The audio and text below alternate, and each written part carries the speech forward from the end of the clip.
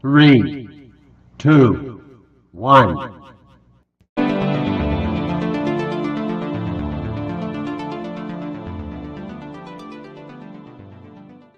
Welcome back to another episode of the Happy Hour Podcast. I am your host, Ricky Valero. On today's episode, we are going to continue our way to ridiculously early predictions, and we're going to tackle the best division in football. I'm just sorry. Hold on. Sorry. I realized we're covering the AFC West. Sorry. Probably one of the worst divisions in football, the AFC West. And what better way to break it down with the number one Broncos fan in the land, my co-host and friend, Mr. Matthew Fox. How are you, buddy?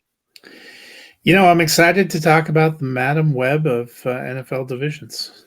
Hey, one redeeming quality. Look, I don't really appreciate that. I really liked Madam Web, and the hatred for Madam Web. We're intertwining here, but Madam Web was a good movie. I liked it. I don't care what anybody says. It wasn't great by any stretch of the imaginations, but no, it was a fine film, but a lot of it was underwhelming, and that's the same with the AFC West, which has one good team, and a lot of it is underwhelming. It's pretty crazy to think about that. You spent a lot of money for a head coach for God knows what.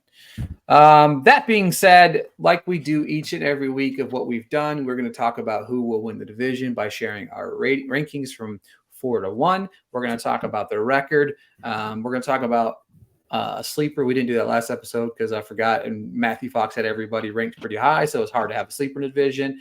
And then we will talk about the over and under of the betting of their scenario and whether we would bet their current over and under, and just a not trigger warning. Why would I say trigger warning? Just a warning. We are filming this in early June, so if you go to bet these in late July and the numbers have changed, it's because we filmed this in early June. We'll be doing an updated version of these shows closer to the NFL season. Very, very excited to kind of get back in the fold and talk about football with my good friend Matthew Fox here. And I'm going to give you the floor, to say, who do you have finishing 4 through 1 in the powerhouse of the AFC West? So at 4, I have the Broncos. 3, I have the Raiders. 2, I have the Chargers. 1, I have the Chiefs. You know what? I have the actual same exact picks. Not really surprise anybody. This division is definitely one that went from prominence a few years ago. Maybe we had a couple of good teams. Even last year, I thought they could have 3 playoff teams. Yeah, last year they were pretty solid to who the hell knows what we're doing. I feel bad for Justin Herbert because I love Justin Herbert. I don't know what the hell they're going to do out there, and Harbaugh might be in Michigan in 2 years anyway. But that being said, I think the Chiefs could probably win this division going 9-8 or whatever it is. You know what I mean? They might win the division going 6-13, whatever the number is. Math's hard right now. All right. Now let's talk about let's talk about the Broncos. Their win-loss record, Fox. I'm going to start here. Because I know you probably have a lot more to say because they're your passionate Broncos. When I ran this one time, I had them at 0-17. I didn't mean to have them at 0-17, but it just kind of happened to be 0-17. So when I ran it again, I had them at 2-15. So I felt like, you know what, I will be nicer just because it's your team, and I have them around 2 to 3 wins in this league coming into 2024. What about you? Yeah, I have them at 3-14 right now. I have the Patriots and the Broncos as the top 2 picks in the league, which is ironic because both of them point quarterback. But who knows who's really going to start for Denver? Is it going to be Bo Nix? Is it going to be Zach Wilson? Is it going to be Jarrett Stidham? I think they have some pieces, I guess. Denver, after winning the Super Bowl, had so many years of trying to hang on to competition, but being in a relative futility. I wasn't that upset with the idea of blowing it up and starting over, but they didn't totally blow it up. And I think there's probably still work to do. I wouldn't be shocked if a few more veteran players move. Next year will be the first year that they'll be back to theoretically having full draft capital too, because they've been trading future picks like that. I mean, they traded a first and a second for Sean Payton. Like, the reason they didn't have a first in 2023 was because of that trade. The reason we didn't have a second round pick this year was because of that trade. So I think there's going to be more work to do, and the AFC is a tough division.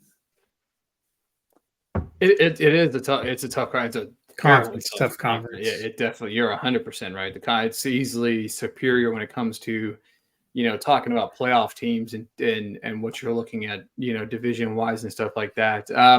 Yeah, looking at their schedule, I mean, you're talking about the AFC West as a collective whole. They are taking on the AFC North this year. So obviously one of the better divisions in football: Baltimore, Cleveland, Cincinnati, and Pittsburgh. So obviously that's their division in the AFC that they have to face on the schedule this year. And then, of course, when it comes to the NFC, they are playing the NFC South, which is where, some toss-up games could really come into play. You know what I mean? And I think that's... But the South got a lot better. If they were playing the NFC South last year, I'd feel better. Yeah, I agreed, because no matter how bad Carolina is, they still have a really strong defense-ish. New Orleans is New Orleans, but, I mean, obviously the Falcons are good, and the Tampa Bay. But, yeah, it's looking rough for the Broncos this year. We know that. Matthew Fox knows that. He's going to be yelling at his TV regardless of how bad he knows his team's going to be. But let's talk about the Las Vegas. Oh, I said it right. I was worried I was going to correct that one up. The Las Vegas Raiders. This, to me, is an interesting team because I want to like the Raiders. I want to. But then you don't know what to make of their quarterback situation. You really don't know what to make of, basically, I don't know, the rest of the team. Because to me, I don't know how they fumbled the quarterback position this offseason so badly. Because you really had an opportunity, and I don't know what. I'm not going to sit here and pretend I know exactly what it was, but what you did was not the way to go. You have one of the best, if not the best, receiver in football on this roster still. You have pretty... they don't... Hang on, please hold. You have a pretty solid receiving core, I would say. I would say it's a pretty solid receiving core. You have two viable tight end options. Obviously now Brock Bowers, who's going to probably play a little bit more wide out. But the problem at the end of the day is, A, you don't have a real running game yet. But B, Gardner Minshew, Aiden O'Connell, I feel like in a division where we've talked about this. You even said it. I mean, not to jump ahead, but the Chargers, I have the Chargers 7 wins. You could win 9 games with a good quarterback in this division, this conference. You might be looking at a playoff spot. But when it comes down to looking at these other divisions, I'm looking at the AFC North, Lamar Jackson, Joe Burrow, Browns, even the ghost of Deshaun Watson, Steelers. You know what I mean? The Steelers win games every year somehow because Mike Tomlin. And then you look at the East, top to bottom. We talked about the East last episode. Aaron Rodgers, Josh Allen, Tua. Like, you have 8, 9, 10 quarterbacks in the AFC that are consistently playing good football, and then there's just your team. You know what I mean? Like, we already talked the Broncos. Broncos quarterback, you're talking about the ghost of, Zach Wilson possibly being in the conversation. I don't think it'll start, but it would be hilarious just because I would love to see Matthew Fox's face when they trot out Zach Wilson for a game. But I actually would have played Zach Wilson, not taking a quarterback in this draft, and really tried to bottom out. I thought that was a strategy, but yeah, now we got Bo Nix, who they took way too high. But your thoughts on the Raiders? I've got them at 5-12. I think maybe that's I don't know, man. I also have them at 5-12. They were 8-9 last year. They ended up doing surprisingly well. Aiden O'Connell actually went 5-5 as a starter, but they kind of went 5-5 to spite him. Mm-hmm. Like that game they miraculously pulled off beating the Chiefs. They didn't score any points in the second half. I don't even think he completed a pass in the second half of that game. So, is he the answer? Are they good enough there? I don't know. Now they get Luke Getsy running the offense. He really didn't impress me a lot with what he did with the Chicago Bears with Justin Fields. So it's hard to feel great about this. Yeah, exactly. And I don't, and the running game's an even bigger question mark. You know what I mean? Zamir White's your number one, or Alexander Mattson, who Alexander Mattson could have had every opportunity to really prove himself as a running back one last year and did not do that. You know what I mean? So I don't know. I would be surprised if Devontae Adams is on this team by the end of the season. Yeah, I mean, and that Jacoby Myers, I like him as a receiver, but he feels like a player that was specifically signed for a scheme they don't have. So does that fit now? You know, that remains to be seen. Brock Bowers, I felt kind of bad for him going there. But also, like last year, they just took Michael Mayer, who was a highly regarded prospect, and did really nothing with him in his first year. They've collected a couple of veteran receivers in Gallup and Guyton. You know, a lot is being put on the small 4-game sample size that we saw from Zamir White. And I thought he looked good in those 4 games, taking over for Josh Jacobs last year, but can it hold up over the whole season? You know, outside of Max Crosby, what are they doing on defense? You know, I know he's great.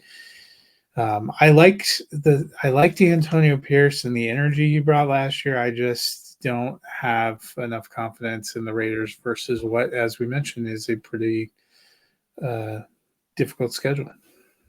Yeah, the difficult schedule, and Gardner Minshew really didn't do anything in 17 games last year to really think that he was going to be the guy that turns this team around either. You know what I mean? We all love Minshew for just his swag and all of that stuff, but nothing about him excites me at all. All right, moving right along to the Los Angeles Chargers, a team that I like the Chargers. I like Justin Herbert. I think Justin Herbert's a very good quarterback. I think Justin Herbert's a quarterback that gets, kind of shit on a little bit more than probably he should, but I also feel like, injuries have not been kind to him. And then, of course, you go out to this offseason. The big splash of the offseason was, making the right move, in my personal opinion, of firing Brandon Staley. I do think that was the right move. And then they make a splash by hiring Jim Harbaugh. Harbaugh is definitely rebranding this entire team to, the salary cap kind of hindered this team. You lost Mike Williams. You traded Keenan Allen. Corey Lindley retired due to medical conditions. I mean, we're talking a lot of like our receiving core. What does that even look like? Quentin Johnson looked god awful last year. So, and a running game. I mean, Gus Edwards, J.K. Dobbins, is this the Ravens of 3 years ago? I don't. I mean, they went and got the Ravens offensive coordinator and Greg Roman. Yeah, exactly. So, I mean, the tight end situation doesn't look good. I really like the signing of the draft pick of Joe Alt. Joe Alt was a fantastic lineman. If you're gonna veer towards running the football, you need to have some running backs in the room that can carry the ball 20, 25 times without any issues. And then you can kind of open it up for a play action pass with Herbert. But who the fuck is he going to throw the ball to? Josh Palmer's your number one receiver right now. And like I said, Quentin Johnson's number 2. I mean, who else we have? We have DJ Chark. I don't really know what to make of this football team other than I might be generous in saying they win 7 games this year, I think. What about you, Fox? Yeah, I had them at 7-10 also. I think they'll be the second best team in the division, but I don't think any of the teams outside of the Chiefs push for a playoff spot. Yeah, I agree. And talking about the Chiefs, the Chiefs did their best. They went out and signed a quarterback of the future in Carson Wentz. It's going to be interesting to see what he does and see if he can make them a 3-time defending champion. Obviously, Patrick Mahomes is going to go retire. You know what I mean? He shouldn't play football anymore. So Carson Wentz is going to take over, which means only one thing, that we know that Patrick Mahomes is a system quarterback. But with that out of my system, I'll tell you what, they didn't make a whole lot of moves. Didn't have to make a whole lot of moves this offseason. I do like the move of signing Marquise Brown. I think that was a very good signing for them. Obviously, their receiving core has never been, over the years, really hasn't been all that in a bag of potato chips. Isaiah Pacheco is definitely a fine find for this team. I definitely think he's a pretty solid running back. Wide receiving core still doesn't really, glare at me saying rah. Rashid Rice is going to be interesting to see what happens with his situation. I mean, Travis Kelce's Travis Kelce, even though it did look like a little bit of a shell of himself in the regular season. But then, of course, we kind of saw what he does in the playoffs. And maybe he was doing that on purpose. Maybe he decided to hold off until it's time for the playoffs. But I don't know. This team, I've got them winning. I had 11 or 12 wins. So 11-6, I think it is. Yep, I had them at 11-6 too. I think the Chiefs' only big concerns have been some of the off the field things going on with their team and whether or not that's going to be a distraction. But arguably, they improved their receiving core, bringing in Xavier Worthy as their top pick and him too. Yeah, shit. Signing Marquise Brown. Travis Kelce re-upped for 2 years. I know there was some thought, is he going to step away like his brother? He seems committed to being there and being back for a couple of years. So I think, I think it'll be a good thing for them. Yeah, the Kansas City Swifties should definitely win the division again. We'll definitely probably see a lot more of Taylor Swift throughout the NFL season, which I'm sure a lot of people at home will be excited about. All right, let's talk about Vegas. This is where we're going to have a little bit of fun because I'd love to hear Matthew Fox's opinion on a couple of these. This has been a nice little addition to our football conversation from years past. Right now, the Broncos are currently sitting at over and under. But you know what? Let's play a fun one. What do you think the over/under for the Broncos is in Vegas? Probably like 6.5 or 7. It's at 5.5. Oh. And minus 135 on the over, plus 115 on the under. What are you going to do with this number? Probably stay away. I mean, I think they're going to be under it, but you never know. I mean, they're not bereft of talent. And if Bo Nix hit, I still like Javonte Williams. I still like Cortland Sutton. Who God only knows if they have a tight end. They kind of have some pieces on the line. They still have Patrick Surtain and some young pieces on defense. So, I mean, could they be a surprise team that makes a run? I guess. I don't think that's how it's going to go, but I don't feel confident enough that I want to take that over under. Yeah, so I'm the same boat for you, and I'll tell you why I am, because I think that the Chargers, Raiders, Broncos, this is up and down all the way across. If the Raiders are far worse than what we think they're going to be, that means the Broncos might be a little bit better, right? You know what I mean? And if the Chargers have a complete meltdown of a season, that could mean the Broncos get a split in division. So you're already looking at maybe 2 wins there in the division. And of course, maybe some games here and there. So like that number 5.5 on paper, it sounds like a smash after what we said, but I'm staying away from it. It's not, I don't feel comfortable. If they were far worse than the Raiders and Chargers, I think that I would love that number. I don't think they're far worse than now. I say that by saying they're only going to win 2 or 3 games, but I think you get what I'm saying, right?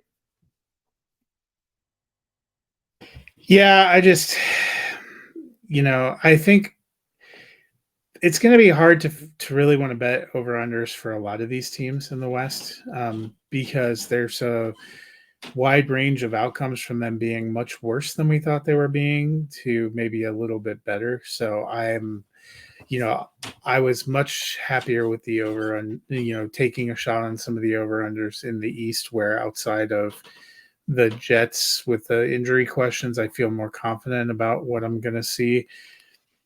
The Raiders were an 8-9 team last year, even though they didn't feel like it. And the Chargers bottomed out, even though I thought they could be a playoff team last year. So who knows? Well, I've got some interesting ones for you to push the table here. All right. So for the Raiders, their over-unders at 6.5. To me, that's a stay away. It's about the same number as the Broncos. I don't feel that one at all. Now, this one's where things get interesting. Okay. The Chargers number is 8.5. It's too high. The number, what you want to make it worse for you? I'll make it worse for you.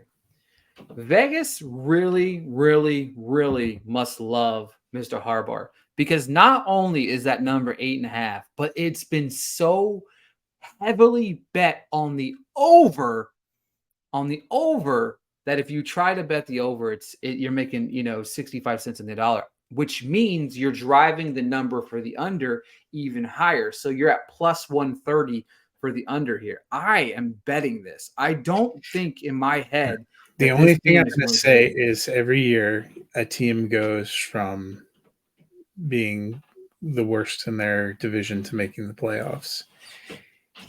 And could the Chargers win 9 games and get into the playoffs? They could. I don't know. They With still what, have though? some great pieces on defense, on all 3 levels of defense. I agree with you. They still have a very quality quarterback, and that's what I would say gives them a little bit of an edge over the Broncos, who are developing, and the Raiders, who are a complete question mark. For sure. If Quentin Johnson with better coaching steps up, And and hands. they grabbed Lad McConkey and they got Brendan Rice, I thought those are both interesting pickups.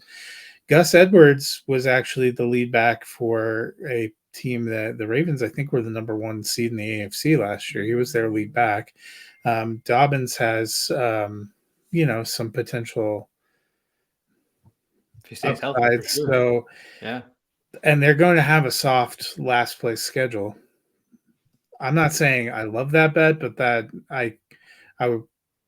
I can understand where there's some potential there. I still think the under is probably more likely, but we both had them at 7. That's not that far off of 8. Yeah, but they'd have to win 9 though. So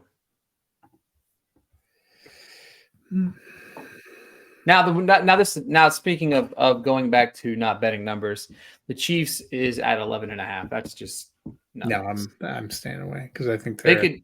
between 10 and 12 wins is where they're going to be. Yeah, and I could see them easily winning 10 being 10-7, 11-6. They're like, oh, the Chiefs are over, and then they just do what they do in the playoffs every fucking year. Yeah. All right. Yeah, that to me, the Chargers was the only one of those that really is interesting to me to bet the under. I just feel like their offense is just too meh. But I don't disagree with the argument to be made for that they could potentially win 9 games. It's just a lot, on my opinion. I just feel like I can't believe it's as high as it is. It should be, that number should be like 7.5. I think 7.5 is probably right around the number it should be, because that's a really solid bait and switch number.